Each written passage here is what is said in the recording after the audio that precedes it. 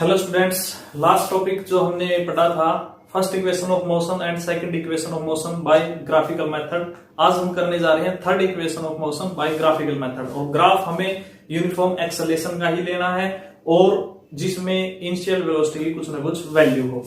तो ग्राफ तो आप लोगों को पता ही होगा कि हमें ग्राफ किस तरीके का बनाना है। स्पीड टाइम ग्राफ हमारा यहां रहेगा, स्पीड टाइम ग्राफ, या आप इसको वेलोसिटी टाइम ग्राफ भी बोल सकते हो। यहां पर इनिशियल वेलोसिटी की कुछ ना कुछ वैल्यू होगी और यूनिफॉर्म एक्सेलरेशन को ये ग्राफ रिप्रेजेंट करेगा। Uniform acceleration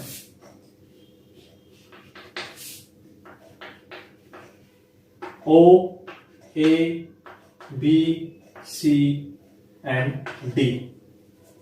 Here OA represent initial velocity, also CD represent initial velocity.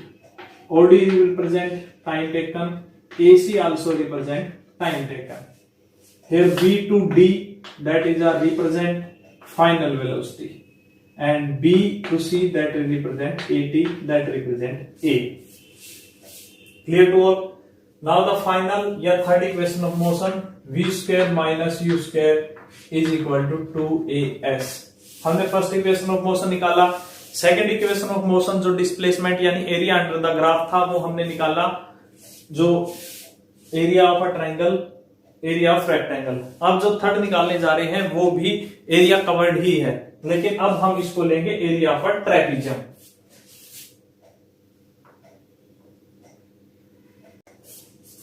हम लिखते हैं इसको distance travelled S, that is equal to area of trapezium O, A, B and D. Area of trapezium O, A, B and D. S is equal to area of trapezium क्या होता है? Sum of parallel sides into height by 2.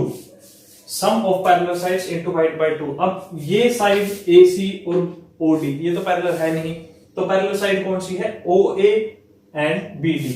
तो हम इनको लिख देते हैं OA plus BD, sum of parallel side into height. अब हाइट रहेगी ये AC, या आप OD भी लिख सकते हो, AC बाय 2S। अब हमारे पास जो वैल्यू है हम पुट अप कर देते हैं। OA की वैल्यू क्या है? U, BD की value that is a final velocity V, AC की value that is a time and by 2। Clear to all? मैं इसको ऐसे भी लिख सकता हूं V plus U into T by 2।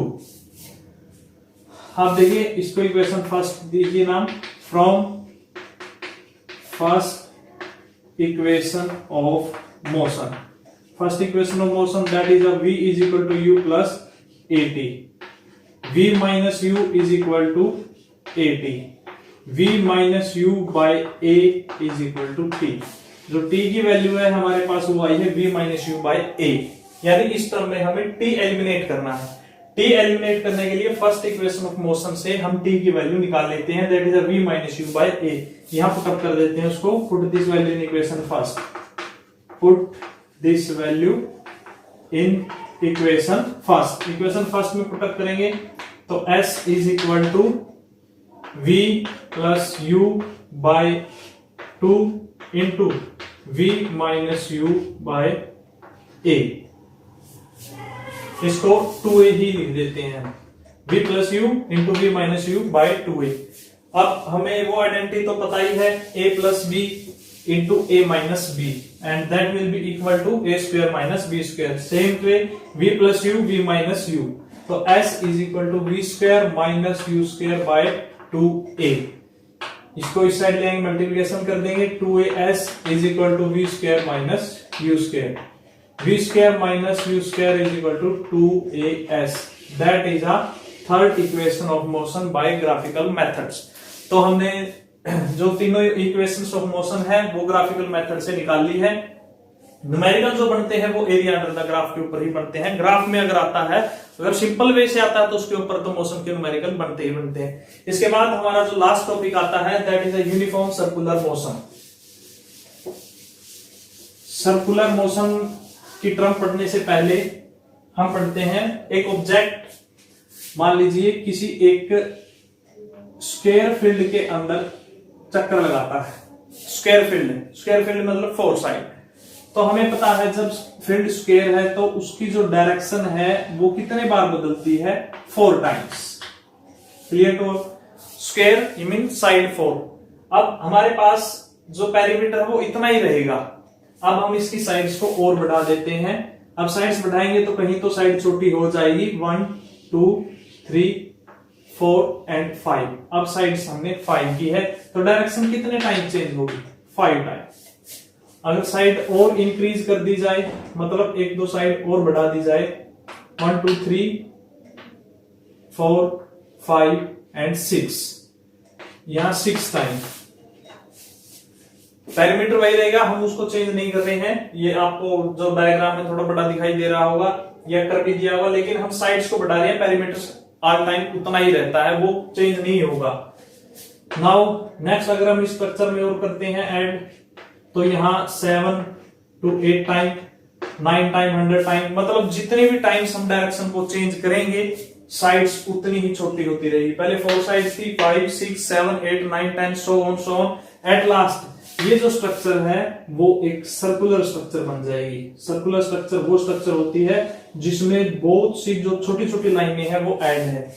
यानी अगर हम इस पोर्शन को जूम करते हैं that is a straight line, यहां से इस पोर्शन को कट करते हैं that is also straight line. ये यानी हमें इसी स्ट्रक्चर को मैनी लाइंस के अंदर डिवाइड कर दिया गया है। अब हर एक लाइन एक डॉट को रिप्रेजेंट करती है, हर एक लाइन हर एक डॉट से। मीन हम ये कह सकते हैं यहां जो मूव करेगा ऑब्जेक्ट उसकी डायरेक्शन एवरी टाइम चेंज होगी, एवरी टाइम। यहां 4 टाइम्स चेंज है, 5 टाइम्स चेंज है, 6 टाइम, 7 टाइम, 8 टाइम, 100 टाइम, और यहां मैनी टाइम। हर एक पॉइंट के ऊपर उस ऑब्जेक्ट की डायरेक्शन चेंज होती है। And the object moving in the circle that is known as a circular motion. An object move in a circle is known as a circular motion. अब जो topic है हमारा वो यूनिफॉर्म सर्कुलर मोशन है। Uniform circular motion, that is a uniform circular motion. Uniform circular motion, uniform circular motion की अगर हम definition दें, an object moves in a circle, an object move in a circle with uniform speed, with uniform speed, या हम इसको बोल सकते हैं constant speed। uniform mean constant speed। an object moves in a circular motion with uniform speed या constant speed is known as uniform circular motion. An object moving in a circle with uniform speed is known as a uniform circular motion.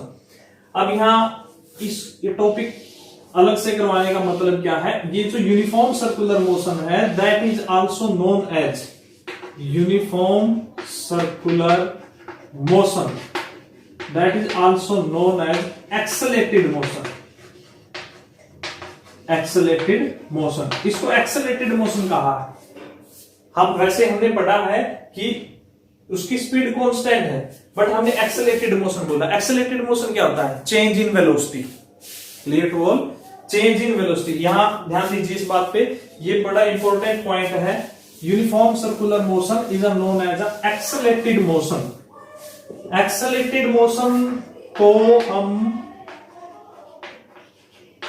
एक्सेलेरेटेड motion, accelerated motion वो motion होता है जहां पर velocity change होती है, change in velocity, या हम इसको बोल सकते हैं चेंज इन वेलोसिटी, या हम इसको बोल सकते हैं change in uniform velocity. Uniform velocity में चेंज होना। अगर देखो वेलोसिटी चेंज है, अगर वो यूनिफॉर्म है तो इसका मतलब एक्सेलेरेशन 0 है। इसका मतलब यहाँ पर वेलोसिटी में तो चेंज होता है। वेलोसिटी दो तरह की होती है, एक तो यूनिफॉर्म, एक नॉन यूनिफॉर्म। अगर वेलोसिटी यूनिफॉर्म ही है तो हम उसको एक्सेलरेटेड मोशन नहीं बोल सकते। अगर वेलोसिटी नॉन यूनिफॉर्म है तभी हम उसको एक्सेलरेटेड बोल सकते हैं। अब एक्सेलरेटेड मोशन का मतलब वहां पर यूनिफॉर्म वेलोसिटी में चेंज होता है। अभी हमने पढ़ा कि जो स्पीड है उसमें कांस्टेंट है, स्पीड कांस्टेंट है। फिर हमने इसको चेंज इन यूनिफॉर्म मोशन कैसे कहा या एक्सेलरेटेड मोशन कैसे कहा। एक टॉपिक ध्यान दीजिए हमने किया हुआ है कि यूनिफॉर्म वेलोसिटी को नॉन यूनिफॉर्म में कन्वर्ट करने के तरीके या टाइप्स। टू टाइप से हैं। First, change in speed, change in speed, direction constant रख दो, स्पीड चेंज कर दो। Second one is known as a change in direction, speed को कांस्टेंट रख लो, डायरेक्शन को चेंज कर दो। कंडीशन है यहाँ, फर्स्ट में स्पीड चेंज की, डायरेक्शन वही है। सेकंड में डायरेक्शन चेंज की, स्पीड वही है, दोनों चेंज कर दो।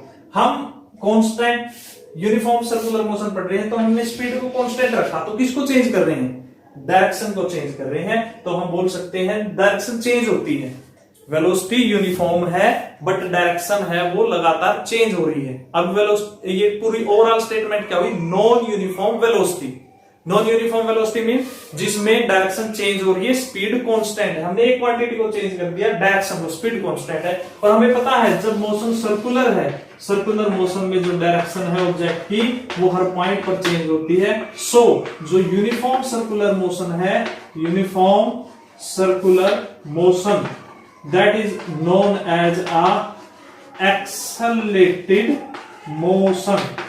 Uniform circular motion is known as accelerated circular motion. इसके एग्जांपल अगर हम बात करें तो satellite revolving around the earth, earth revolving around the sun, moon revolving around the earth. तो ऐसे बहुत से एग्जांपल है हमारे पास जहां हम यूनिफॉर्म सर्कुलर मोशन के एग्जांपल्स देखते हैं। तो इसी के साथ हमारा जो फर्स्ट चैप्टर है मोशन वो कंप्लीट हुआ।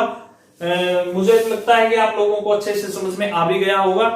तो इसके जितने भी आपको न्यूमेरिकल्स या क्वेश्चन आंसर कहीं से मिलते हैं, आप इनको बड़े अच्छे से आप सोल्व कर सकते हो। अगर आपको कोई प्रॉब्लम है फिर भी तो आप कमेंट बॉक्स में डाल सकते हो, उस प्रॉब्लम्स के रिगार्डिंग मैं वीडियो बना दूंगा। और इस चैनल को लाइक, शेयर और सब्सक्राइब करना ना भूलें। थैंक्स।